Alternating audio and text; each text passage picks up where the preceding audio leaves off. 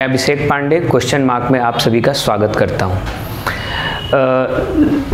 Last हम लोग जो ग्राफिकल ट्रांसफॉर्मेशन का सीरीज़ जो डिस्कस कर रहे थे, बीच में because of some unforeseen reason हमको सीरीज़ को स्टॉप करना पड़ा था, लेकिन आज से हम लोग वापस उसी सीरीज़ को कंटिन्यू करेंगे।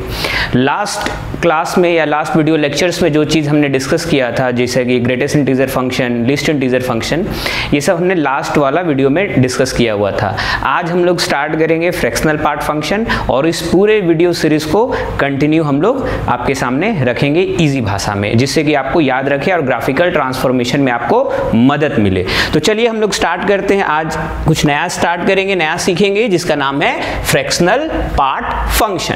तो आज हम लोग स्टार्ट करेंगे फ्रैक्शनल पार्ट फंक्शन, और ये फ्रैक्शनल पार्ट फंक्शन बहुत इंपॉर्टेंट है। और आज इस वीडियो के पीछे का मेन मकसद यही है कि फ्रैक्शनल पार्ट फंक्शन होता क्या है, फ्रैक्शनल पार्ट फंक्शन का ग्राफ कैसा होता है, फ्रैक्शनल पार्ट फंक्शन का डोमेन और रेंज क्या होता है, और बेसिक प्रॉपर्टी और एक दो सवाल।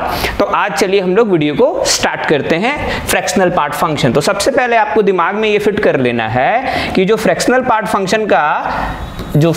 फंक्शन को हम लोग कैसे डिनोट करते हैं, यू डिनोट करते हैं, y is equal to F of x equal to fractional part of x। तो अब फ्रैक्शनल पार्ट फंक्शन को आगे पढ़ाने से पहले एक चीज को हमको याद कराना होगा, क्योंकि इसका बहुत बड़ा यहाँ पे रोल है, और ट्रांसफॉर्मेशन का एक रूल छोटा सा आपको बताएंगे जो आपको याद रखना है आगे सीखने के लिए। चलिए तो स्टार्ट किया जाए। तो सबसे पहले हम लोग यहाँ पे देखेंगे आइडेंटिटी फंक्शन का ग्राफ, रिकॉल करेंगे एक बार आपको कि क्या होता था आइडेंटिटी फंक्शन का ग्राफ। तो चलिए आगे बढ़ा जाए।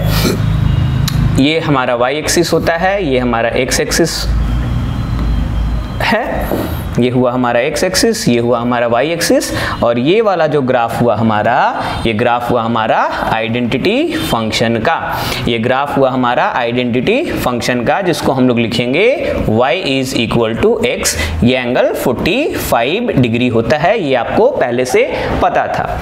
अब हम एक रूल आपको बताएंगे ग्राफिकल ट्रांसफॉर्मेशन का, जो कि यहाँ पे आपको इस ग्राफ में आगे हम डिस्कस करेंगे, आगे स्लाइड में हम डिस्कस करेंगे, लेकिन इसको ध्यान से समझना है।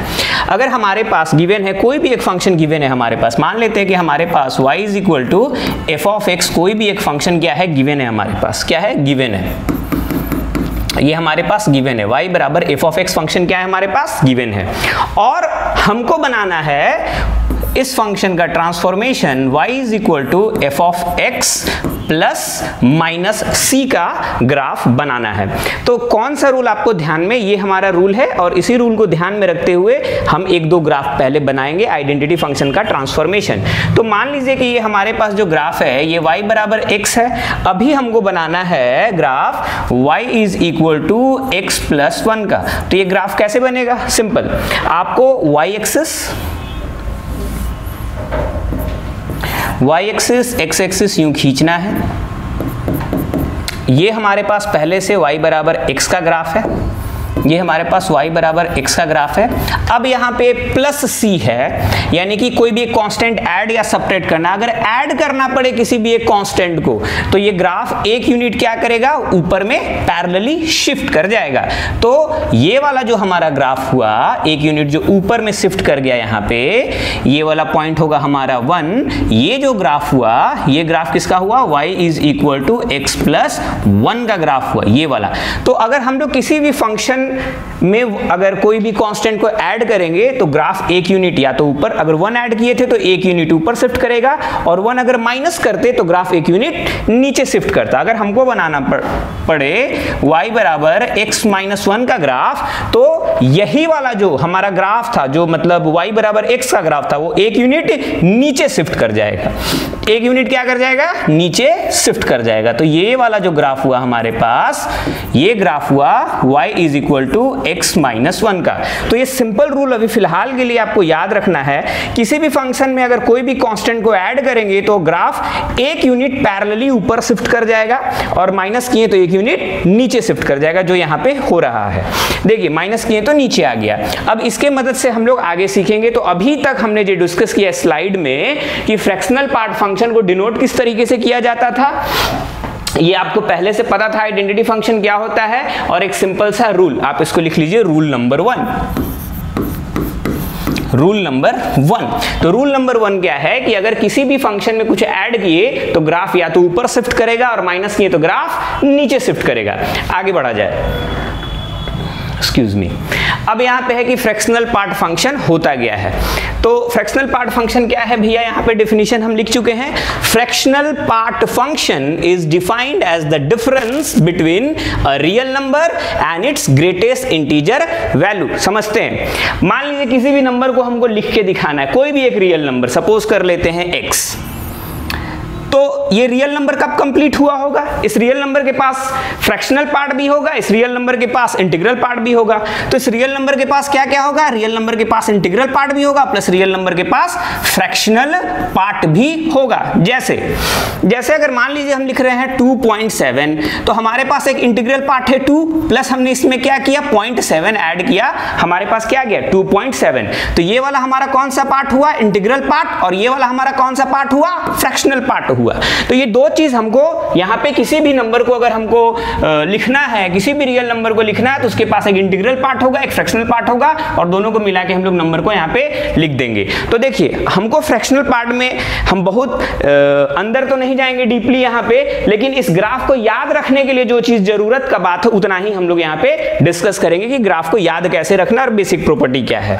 ओके, तो चलिए हम लोग इसको आगे थोड़ा सा बढ़ते हैं, फिर समझने का और आगे का प्रयास करते हैं। तो हमारे पास कोई भी नंबर अगर x है तो उसके पास क्या होगा, एक उसका इंटीग्रल वैल्यू होगा जो कि हमको ग्रेटेस्ट इंटीजर फंक्शन की मदद से मिल जाएगा, और दूसरा हमारे पास क्या होगा, एक पार्ट होगा जिसको बोलते हैं फ्रैक्शनल पार्ट, जिसको u डिनोट करते हैं। तो ये हमारा है फ्रैक्शनल पार्ट फंक्शन, और इसी का हम लोग ग्राफ आज सीखेंगे। तो ये फ्रैक्शनल पार्ट फंक्शन अगर हम निकालना चाहें तो क्या लिखेंगे, fractional part of x is equal to x minus greatest integer of x। हमारे पास क्या निकल गया, फ्रैक्शनल पार्ट निकल गया, जिसमें ये जो हमारे पास x है, ये x क्या है हमारे पास, ये नंबर है, और ये वाला हमारा क्या है, ये हमारा इंटीग्रल वैल्यू है। तो चलिए हम लोग इसके बारे में आगे डिस्कस करते हैं कि इसका ग्राफ कैसा होता है। देख लीजिए, आगे बढ़ा जाए। अभी हम लोग इसका ग्राफ बनाएंगे, किसका ग्राफ बनाएंगे, फ्रैक्शनल पार्ट फंक्शन। मेन मकसद है कि ये ग्राफ आपको याद रखना है कि फ्रैक्शनल पार्ट फंक्शन का ग्राफ कैसा होता है। ओके, तो चलिए इसका ग्राफ बनाते हैं। तो इसका ग्राफ बनाने के लिए सबसे पहले हम लोगों को एक 1 पे एक हम लोग डॉटेड लाइन ड्रॉ करेंगे जिसका वैल्यू होगा 1, ये 0 है ही हमारे पास, ये होगा 1, ये होगा 2, ये होगा 3, ये होगा हमारे पास -1, ये पॉइंट हुआ -2, और ये पॉइंट हुआ -3। ओके, तो ये हमारे पास फिलहाल हमने एक लाइन ड्रॉ किया जो पैरेलल टू x एक्सिस से 1 यूनिट को कट कर रहा है, यानी कि ये डॉटेड लाइन को अगर देखा जाए तो ये y इज इक्वल टू 1 का ग्राफ है। ओके, अब रहा सवाल कि सर हमारा ये जो ग्रेटेस्ट इंटीजर फंक्शन कैसे बनेगा। तो बहुत सिंपल है, आपको क्या करना है, सबसे पहले याद रखिएगा 1 के ऊपर में यहां पे एक तो इस तरीके से गोला बनाते चलिए, ऐसे थोड़ा बड़ा कर देते इसको, हाँ अभी ठीक है।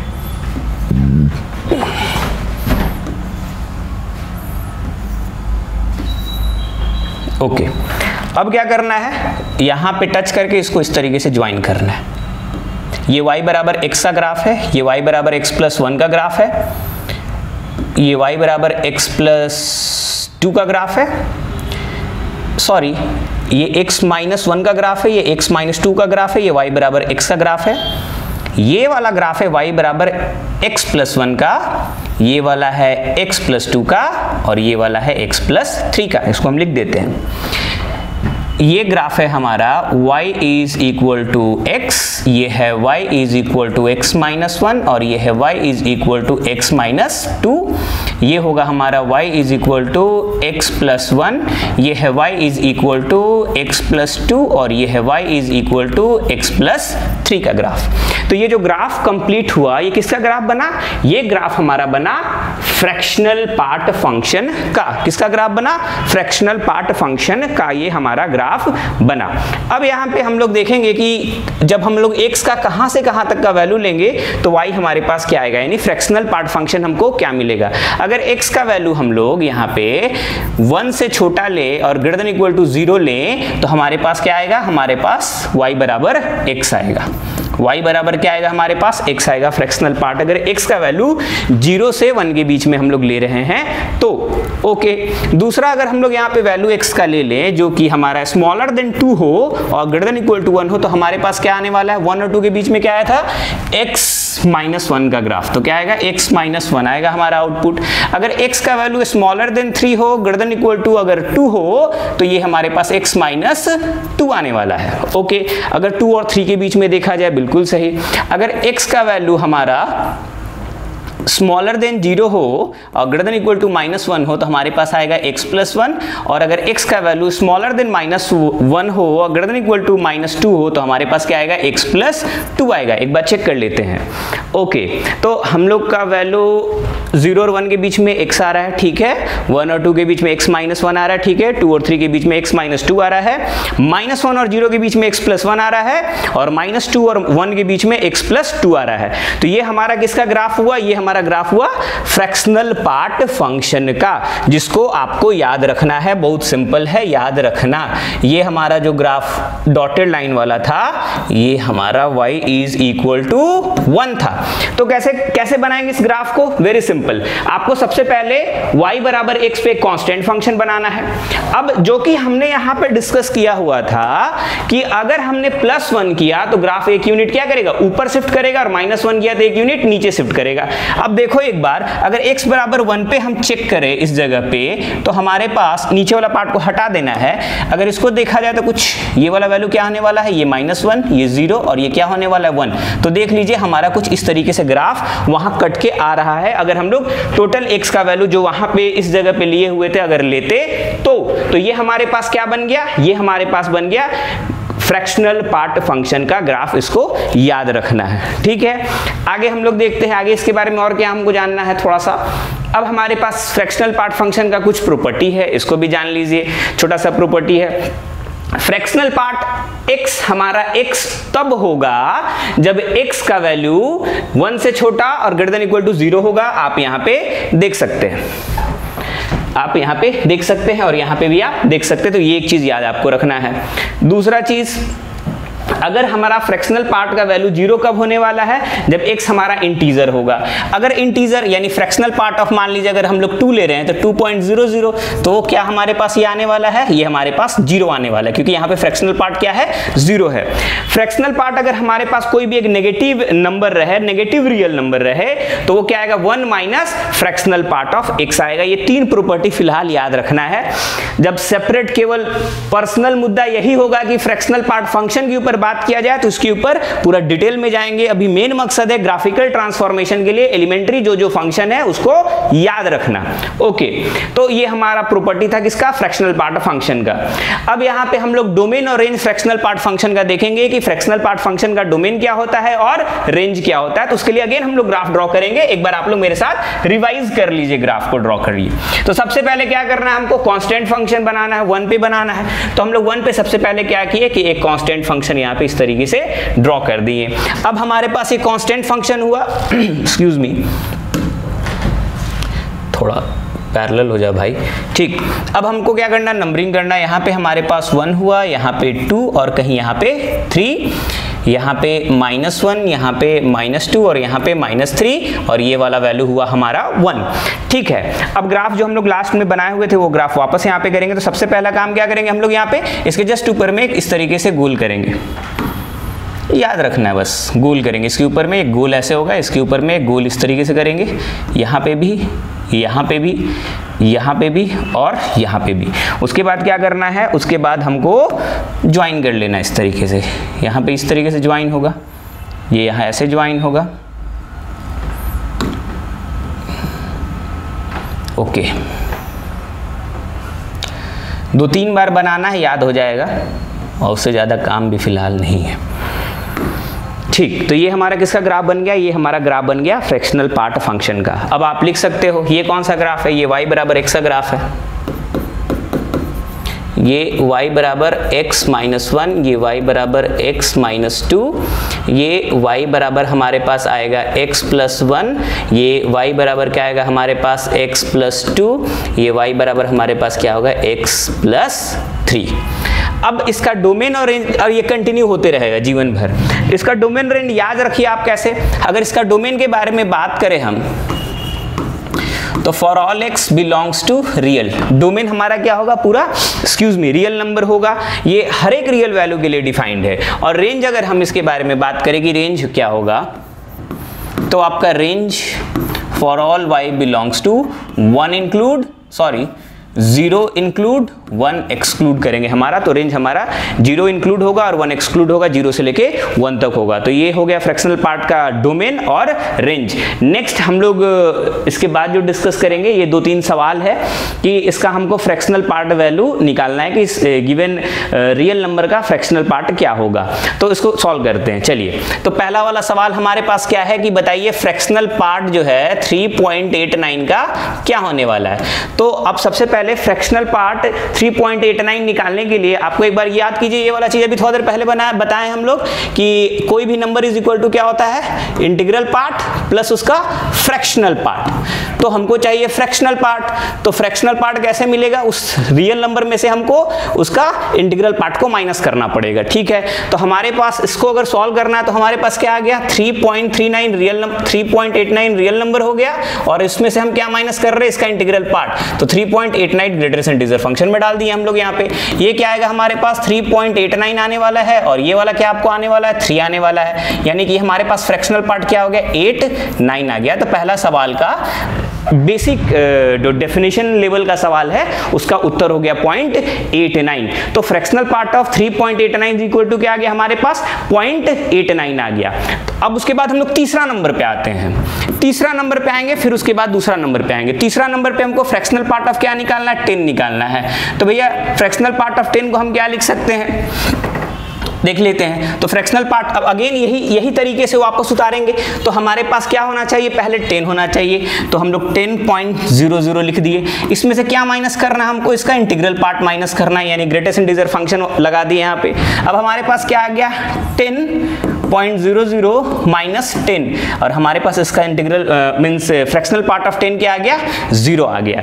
अब रहा हम लोग के पास सवाल नंबर 2। तो सवाल नंबर 2 को बनाने के लिए अभी तुरंत आप लोगों को बताए हैं, हम यहाँ पे एक बार वापस चेक करा देते हैं कि अगर हमारे पास कोई भी एक नेगेटिव नंबर रहे तो 1 में से क्या करेंगे, उसका फ्रैक्शनल पार्ट पॉजिटिव वाला माइनस कर देंगे। बस इतना ही याद रखना, ज्यादा क्यों कर रहे हैं, कैसे कर रहे हैं बाद में बताया जाएगा, जब इसके ऊपर प्रॉपर्ली आएंगे तब बताएंगे। अभी बस मकसद बार बार हम यही बोल रहे, यही है कि वो ग्राफ याद रखना है, बस दैट्स इट। अभी हम लोग यहाँ पे वापस आते हैं इसको सॉल्व करने के लिए। तो हमारे पास क्या हो गया, फ्रैक्शनल पार्ट ऑफ -6.76 है, इसको सॉल्व करना है। तो क्या हम लोग करेंगे, 1 में से क्या करेंगे, माइनस कर देंगे, कौन सा वैल्यू, ये वाला वैल्यू, पॉजिटिव वाला वैल्यू 6.76 हम लोग क्या करेंगे, माइनस करेंगे।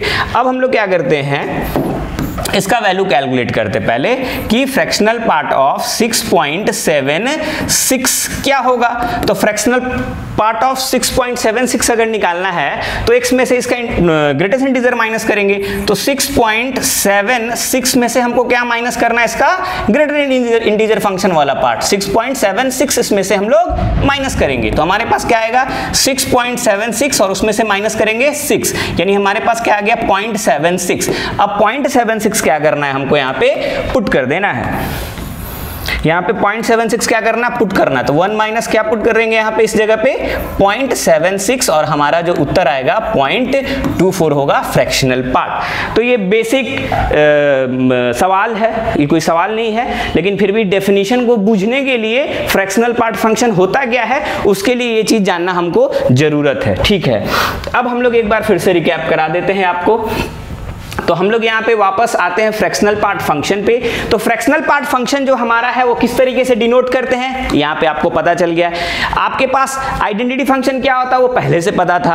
अब हम लोग आइडेंटिटी, आज हम लोग एक रूल 1 हम लोग सीखे कि अगर हमारे पास कोई भी फंक्शन का ग्राफ दिया हुआ रहे और उस फंक्शन में ये हमारा f ऑफ x जो आउटपुट आ रहा है फंक्शन का, y is the function of x में ये जो आउटपुट आ रहा है, आउटपुट में कुछ भी ऐड या सब्ट्रैक्ट करे, ऐड करने पे यही ग्राफ ऊपर शिफ्ट कर जाएगा और माइनस करने पे यही ग्राफ एक यूनिट नीचे शिफ्ट कर जाएगा, अगर हम लोग y is equal to x plus 1 बनाए या x माइनस 1 बनाए। ये हम लोग देख लिए। दूसरा चीज हम लोग क्या देखें एक्सक्यूज मी, कि फ्रैक्शनल पार्ट फंक्शन होता क्या है, तो difference between real number and its greatest integer value होता है।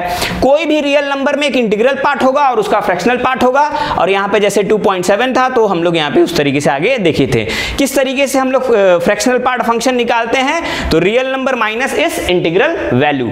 ओके, हमने यहाँ पे फ्रैक्शनल पार्ट फंक्शन का ग्राफ देख लिया। याद रखना है ग्राफ कैसा होता है, और 2-3 बार देखने पे याद हो जाता है, ये कोई बात नहीं है, ठीक है।